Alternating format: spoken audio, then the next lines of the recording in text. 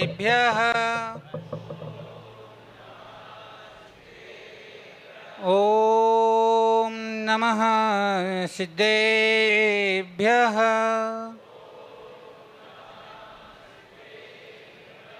वो आदिनाथ भगवान की, वो गोमतेश्वर बाहुबली भगवान की, वो परम पूज्य आचार्य श्री वर्धमान सागर जी महाराज की, वो परम पूज्य आचार्य श्री अभिनंदन सागर जी महाराज की, वो परम पूज्य आचार्य श्री विराग सागर जी महाराज की, वो परम पूज्य चढ़िया शिरोमणि आचार्य श्री शुद्ध सागर जी महाराज की।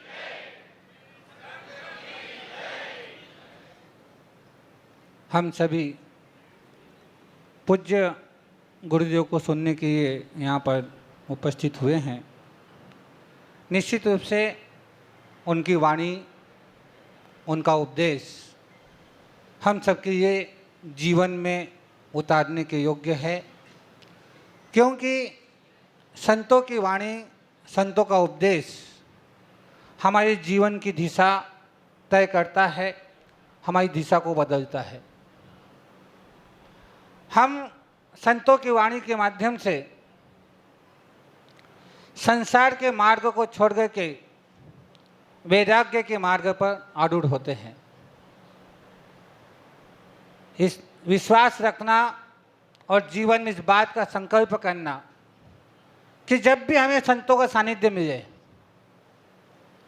जब भी हमें संतों की चरण वंदना का अवसर मिले, संतों को सुनने का अवसर मिले, तो निश्चित रूप से हम एक संकल्प लेकर के वहाँ से उठें, एक ऐसा नियम, एक ऐसा संकल्प लें जो हमारी दिशा तय करे कि हमें किस मार्ग की ओर आगे दौड़ना है।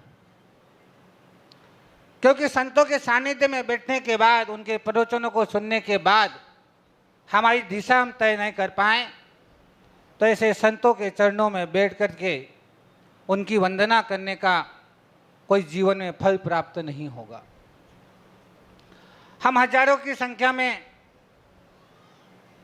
आकर के जब गुरु भगवंतों का उपदेश सुनते हैं, पर विचार करना कि इन उपदेशों में से हम अपने जीवन में कितने उपदेशों को ग्रहण कर पाए हैं आज तक। अपनी संयम की साधना को, तप की साधना को छोड़ करके, उनमें से समय निकाल करके अपने स्वाध्याय, अपनी दैनिक क्रियाओं के उनमें से समय निकाल करके हमारे ये उपदेश देते हैं, हमें मार्गदर्शन देते हैं। निश्चित रूप से वह समय हमारे अमूल्य है। कई संत आए, कई संत चले जाते हैं, पर उनके आचरणों को छूने का, उनके आचरणों को जीवन में उतारने का हम कितना पुरुषार्थ करते हैं। आप कोई प्लाट खरीद देखने जाते हो, कोई सोना खरीदने जाते हो, जब देख करके आते हो तो उस प्लाट को, उस ज़मीन को खरीदने के लिए कितना पुरुषार्थ करते हो, कितने फ़ोन करोगे, कितनों से बात करोगे वो चीज़ मुझे मिल जाए।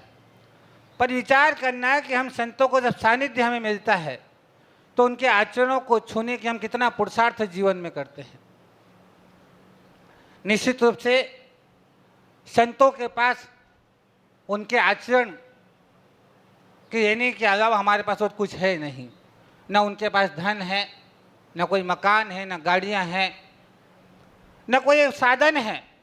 उनके पास उनकी साधना है, उनका तप है, उनका संयम है, जो हम उनसे ले सकते हैं और अपने जीवन में उसको धारण कर सकते हैं। आज सनावत नगर धन्य हुआ कि पूज्य आचार्य श्री शुद्ध सागर जी महाराज के यहाँ पौधारोपण हुआ है। हम सब ने उनकी आराधना, उनकी उपासना, उनकी चरण वंदना की है, और हमें भी गुरुदेव के चरण वंदना करने का सौभाग्य प्राप्त हुआ है। निश्चित रूप से मुनि प्रणय सागर जी महाराज, सर्वार्थ सागर जी और सौम्य सागर जी महाराज जब यहाँ आए, उसके बाद मन बना, विचार बना कि हम भी 19 तारीख तक यहाँ रह कर के गुरु की आराधना, गुरु की उपासना करने का सौभाग्य प्राप्त करेंगे। क्योंकि निश्चित था कि आगे का विहार तय था, पर निश्चित रूप से दो संघों का जब मिलन होता है, जब मैं यहाँ था, प्रणय सागर जी महाराज, सरवार सागर जी महाराज, सौम्य सागर जी महाराज का खंडवा से आगमन हो रहा था, तो कुछ लोगों के मन में बड़ी जिज्ञासाएं थी कि कैसे रहेंगे एक साथ। ध्यान रखना, कभी तुम लोग किसी संत के और किसी संघ के बारे में चर्चा करने का अधिकार हमारे पास है ही नहीं। जो वात्सल्य, जो प्रेम इन साधुओं से मिला, निश्चित रूप से हमारे जीवन में वो अविस्मरणीय रहेगा।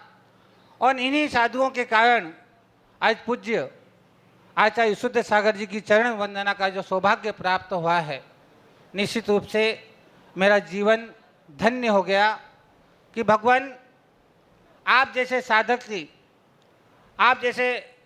की आराधना, उपासना करने का सौभाग्य प्राप्त हुआ है, दर्शन करने का सौभाग्य प्राप्त हुआ है। निश्चित रूप से भगवान, मुझे आपसे ये आशीष चाहिए, ये आशीर्वाद चाहिए, आपका मार्गदर्शन चाहिए भगवान, कि मैंने जिस संयम मार्ग को अपने जीवन में अपनाया है,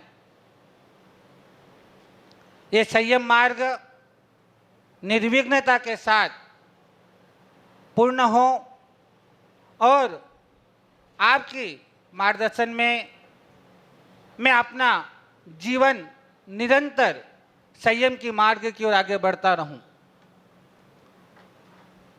क्योंकि आज वह सौभाग्य है कि आपकी चरण सन्निधि में अनेक शिष्य अपने संयम की आराधना, अपने संयम की उपासना कर रहे हैं भगवान। और उसी संयम की आराधना मैं भी कई वर्षों से गुरुओं के सानिध्य में कर रहा हूं, पर भगवान आज पुनः आपसे आशीर्वाद, आपका मार्गदर्शन, आपका स्नेह, आपका वात्सल्य मुझ पर भी बना रहे कि मैं भी जिस उद्देश्य के साथ इस मुनि पद को आरूढ़ किया है, वह निर्विघ्नता के साथ मैं अपने अंतिम लक्ष्य समाधि मरण को प्राप्त कर सकूं। क्योंकि मेरे जीवन के मार्गदर्शक जिन्होंने मुझे दीक्षाएं दी, आचार्य अभिनंदन सागर जी अब मेरे जीवन में नहीं है। जिन्होंने मुझे इस लायक बनाया, जिन्होंने मुझे गुरुओं की आराधना करने का फल बताया, जिन्होंने मुझे इस मार्ग पर आरूढ़ होने की निरंतर मार्गदर्शन दिया, भाई वो पद में बहुत छोटे थे, पर आज उनका स्मरण मैं करूंगा भगवान, क्योंकि पहली बार उन्हीं के सानिध्य में आपकी चरण वंदना का सौभाग्य प्राप्त हुआ था। ऐसे भट्टारक चारुकीर्ति स्वामी जी आज वो भी हमारे बीच में नहीं है। मैं अपने आप को अकेला महसूस करता हूं कभी कि मेरा मार्गदर्शन कौन करेगा।